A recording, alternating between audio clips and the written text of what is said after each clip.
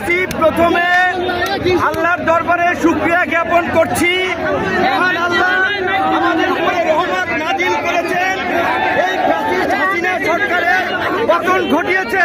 দ্বিতীয়ত, বিপ্লবী ছাত্র জনতাকে অভিনন্দন এবং শুভেচ্ছা।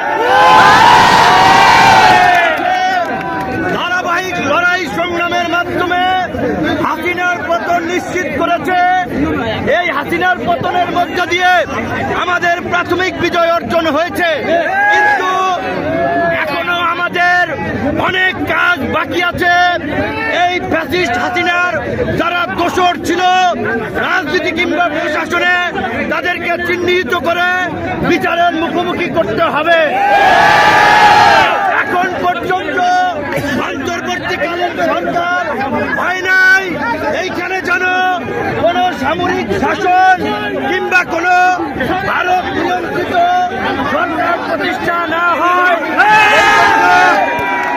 এই জন্য রাজনৈতিক ঐক্যমতের ভিত্তিতে অনতিবিলম্বে অন্তর্বর্তী সরকার গঠন করতে হবে এবং ছাত্ররা ডক্টর মোহাম্মদ ইউনূসকে প্রধান করার যে প্রস্তাব দিয়েছে, আমার দল এবং আমরা সেই প্রস্তাব সমর্থন করছি। আমরা অনুরোধ জানাবো, আজকে সন্ধ্যার আগে মহামান্য রাষ্ট্রপতি ডক্টর ইউনূসের নেতৃত্বে অন্তর্বর্তীকালীন সরকার গঠন করে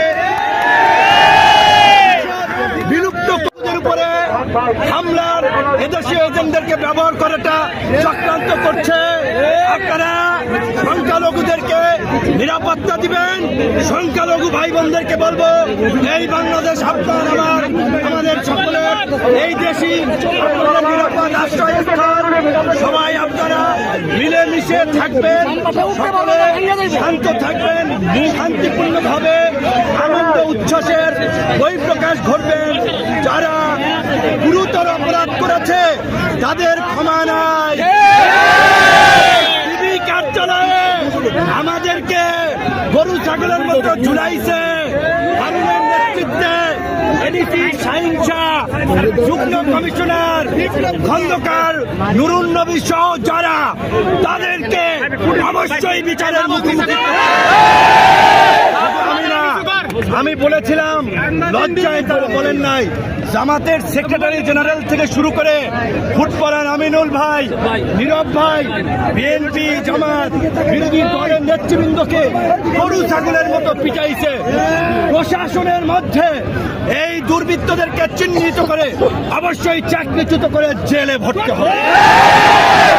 আপনারা গণ অধিকার পরিষদের নেতা কর্মীদেরকে বলবো, অন্যান্য এই আন্দোলন সংগ্রামে অংশগ্রহণকারী দল ছাত্র জনতার সাথে মিলেমিশে এলাকার শান্তি এবং স্থিতিশীলতা রক্ষায় কাজ করুন। দুর্বৃত্তরা, দুষ্কৃতকারীরা যেন কোনো অঘটন না ঘটায়, আপনারা সেই বিষয়ে সতর্ক থাকবেন। আমি আমাদের রাজনৈতিক কার্যালয় পল্টনে গিয়ে আপনাদের সাথে শান্তিপূর্ণভাবে দেখা সাক্ষাৎ করে বাসায় যাব।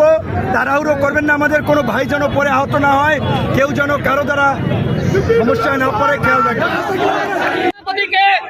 আজকে জামিন দেওয়া হয়েছে। আমরা বলতে চাই, শুধুমাত্র জামিনের মাধ্যমে এই ধরনের নেতা কর্মীদেরকে মুক্তি দিলে চলবে না। তাদের নামে যে মামলা দেওয়া হয়েছে, এই মামলা অনতিবিলম্বে প্রত্যাহার করতে হবে। সাথী বন্ধুগণ, আমরা গতকাল মহামান্য রাষ্ট্রপতির সাথে সংলাপে বসেছিলাম। আমরা আহ্বান জানিয়েছি, অনতিবিলম্বে অন্তর্বর্তীকালীন সরকার দিতে হবে এবং এই অবৈধ সংসদকে বিলুপ্ত ঘোষণা করতে হবে। যদি এই সংসদ বিলুপ্ত না করে আরএমপি ১/১১ বানানোর ষড়যন্ত্র করা হয়, ফখরুদ্দিন মঈনুদ্দিন বানানোর ষড়যন্ত্র করা হয়, বাংলাদেশের জনগণ সেটি মেনে নেবে না। আমরা এই মুহূর্তে আমাদের সভাপতিকে নিয়ে আমরা পল্টনে যাব। বাংলাদেশের জনগণ এবং দলীয় নেতা কর্মীদেরকে পল্টনে জড়ো হওয়ার আহ্বান জানাচ্ছি। ধন্যবাদ।